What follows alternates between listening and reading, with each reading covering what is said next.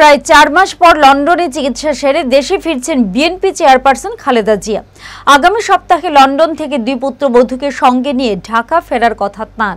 শনিবার ঢাকার গুলশনে দলীয় কার্যালয়ে সাংবাদিক সম্মেলনে এই কথা জানিয়েছেন বিএনপির মহাসচিব মির্জা ফখরুল ইসলাম।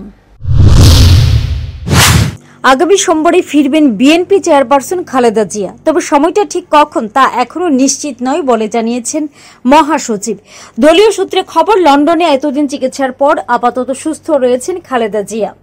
বাংলাদেশের নির্বাচনী আবহের মাঝে দেশে ফিরে কি সক্রিয়ভাবে রাজনীতিতে অংশগ্রহণ করবেন তিনি, সেই প্রশ্ন থাকছে। বিএনপি সূত্রে আরও খবর, কাতারের আমিরের দেওয়া বিশেষ বিমানেই দেশে ফিরবেন খালেদা জিয়া।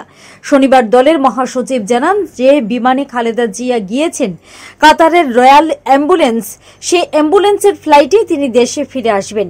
সময়টা আমরা নিশ্চিত করে বলতে পারছি না, সময়টা নির্ভর করবে বিভিন্ন বিষয়ের উপর।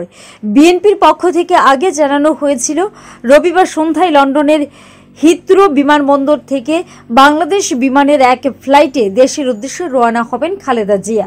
তার সঙ্গে দুই পুত্রবধূ জুবাইদা রহমান ও সৈয়দা শর্মিলা রহমান দেশে ফিরছেন। চলতি বছরের গোড়ার দিকে গুরুতর অসুস্থ হয়ে গত ৮ জানুয়ারি চিকিৎসার জন্য লন্ডনে যান খালেদা জিয়া। সেবারও কাতারের রাজা বাংলাদেশের প্রাক্তন প্রধানমন্ত্রীর শারীরিক অসুস্থতার কথা জেনে রাজকীয় বহরে বিশেষ বিমানের আয়োজন করেছিলেন। সে এয়ার অ্যাম্বুলেন্সেই লন্ডন পাড়ি দেন বিএনপি নেত্রী।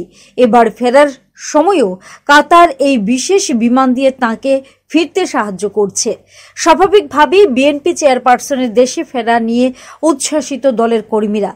জিয়ার প্রত্যাবর্তনে নতুন করে চাঙ্গা হবে বিএনপি শিবির, যা ইউনূসের কাছে বিশেষ মাথা ব্যথার কারণ হতে চলেছে বলে মত ওয়াকিবহাল মহলের।